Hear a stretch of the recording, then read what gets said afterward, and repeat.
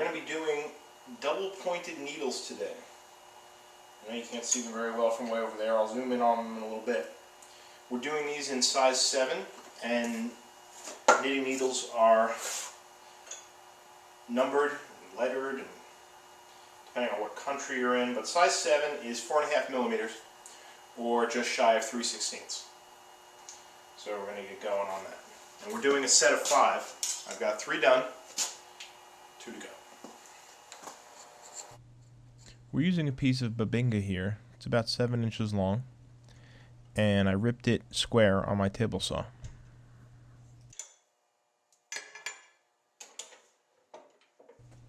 We'll get it mounted up into the chuck. That's a Nova G3 chuck, and make sure it spins clear of the rest.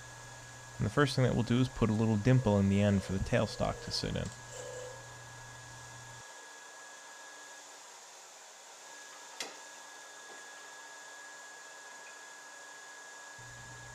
Then we bring up the tailstock to support the piece, and we're going to start turning it around.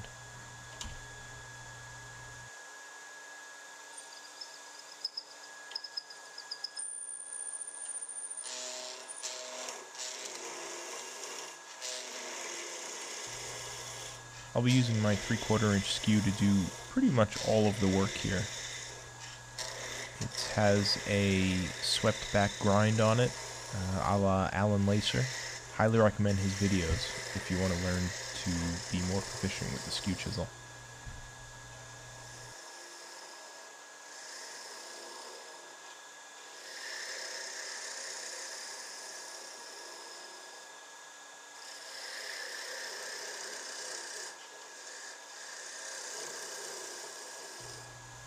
I'm just gradually working down the wood to the final diameter here, taking very light cuts as I get closer and closer because the piece is so thin that even a small mistake makes a big difference.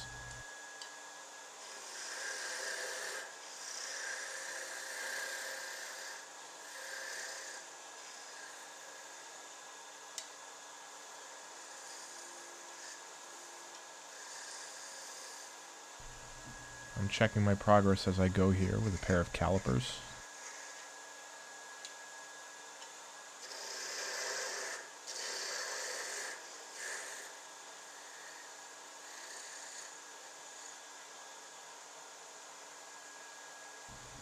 One thing that you'll notice that I do differently in this video from my last needle video is using an underhand grip and cutting to the left towards the headstock. I've actually found this works out a lot better for this type of turning.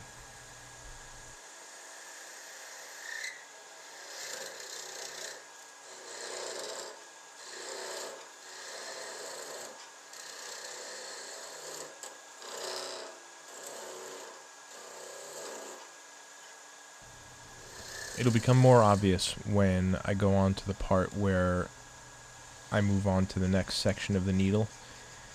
When turning to the left towards the headstock, I can rest the bevel of the skew on the part of the needle that's already been turned to the correct thickness. So that lets me ride that in to the new part of the wood that needs to be cut, and it's a lot easier to blend the old size, the correct size, with the new cutting that I have to do.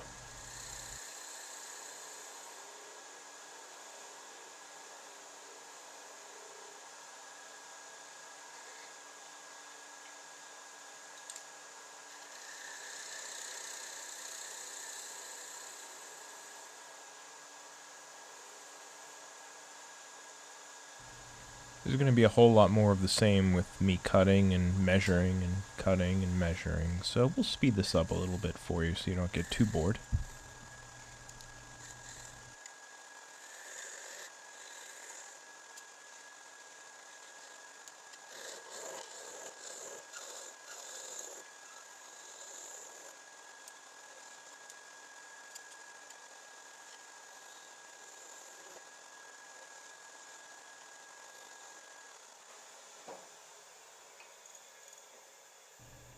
And here we are. It's about time to move on to the next section.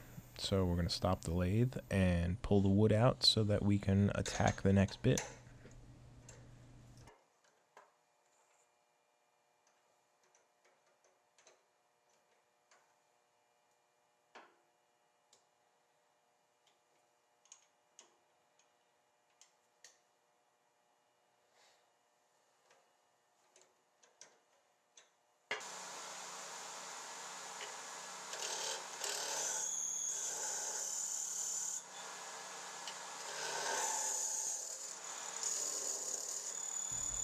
And after I get my tailstock adjusted properly, I can stop that squealing. It's going to be a lot more of the same. So you'll see me working the piece down here. And then I'm going to switch over to that left hand underhand grip. You can see how I'm controlling the tool with my thumb and my ring and my pinky fingers, while my pointer finger is preventing chatter by damping the needle as I cut.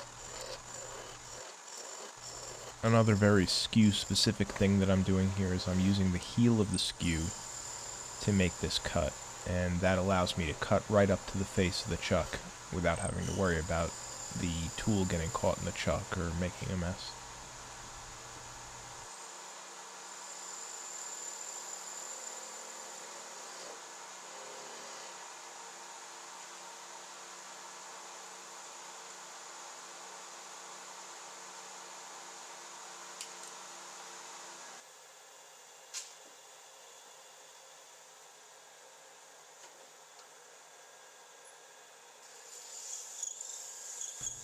Now that we're very close to the final diameter, I'll do a little bit of sanding. First start with a loose grit just to kind of knock off any bumps and ridges. And then I'm going to switch to a sanding block. I think I've got 150 paper on there. And this will give me a fairly even surface so that it'll take out any little undulations I may have.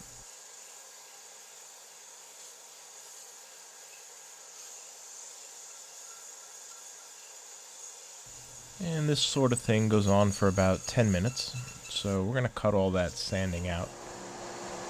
And at this point, I've actually remembered to turn the dust collector on, which is good for me.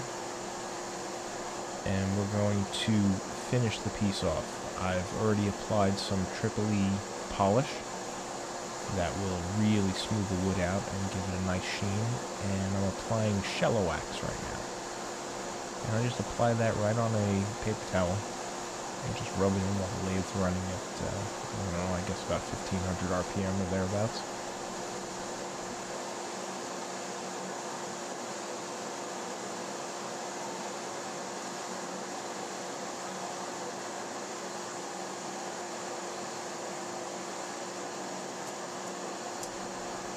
Now I'm stopping the lathe to go on to the next step. You can see me very patiently waiting to get the key into the chuck. There we go. So I'm going to pull the tailstock out of the way, open the chuck up, and take the needle out.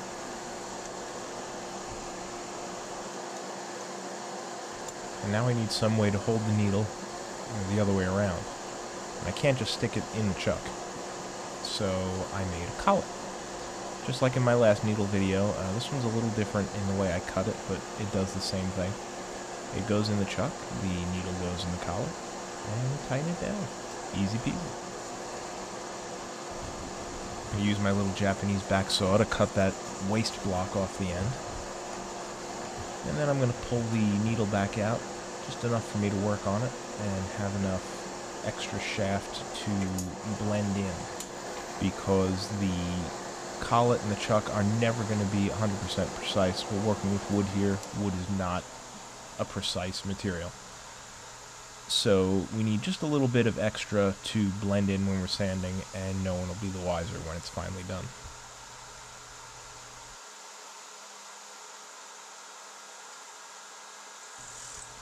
Now we just turn a taper on the end. Really simple, just planing cuts with the skew chisel. Using my finger to back up the cuts again. Be careful not to poke the chisel into your finger as you go off the end of the work.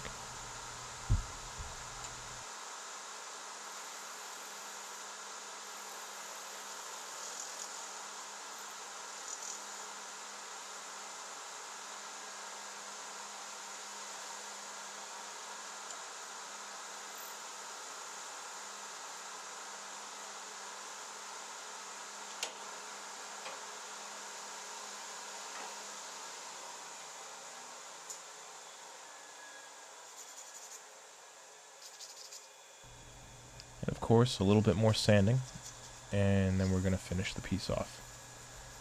So I'm starting at, I think, 320 here. The skew chisel, when you do a planing cut, leaves a really beautiful surface, so you don't need too much work there. So I'm just doing 320 to clean it up, 400, and then burnishing it. And then we'll apply a little bit of wax again, and then turn it around and do the other end.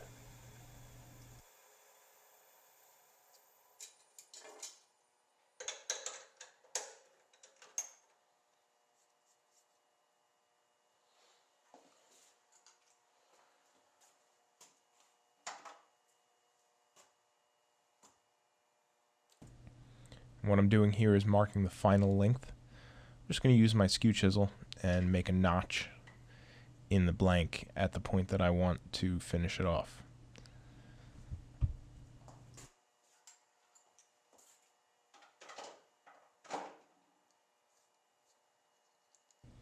Again, it goes into the collet. And just tighten it enough to hold it in place, and take my little Japanese back saw and cut that end piece off.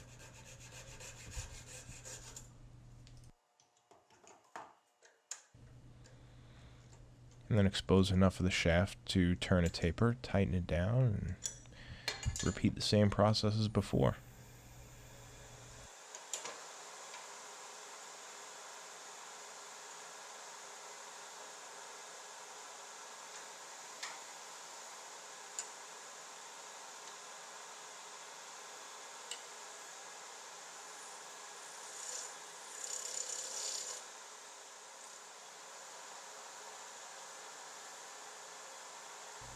Alright, this end's done. We're just finishing up applying some finish on there. And we're going to slow the lathe down so that we can get the piece out. Of course, we're going to wait very patiently for it. Gimme, gimme, gimme, gimme.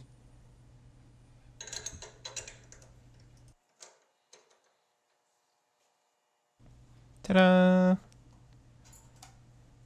We'll have a family photo here with two of his brothers. Aren't they lovely? Well, that's about it for today. Questions, comments, suggestions? Leave them down in the comments. Always happy to hear from you guys and glad to talk shop. Hi there. We come in peace.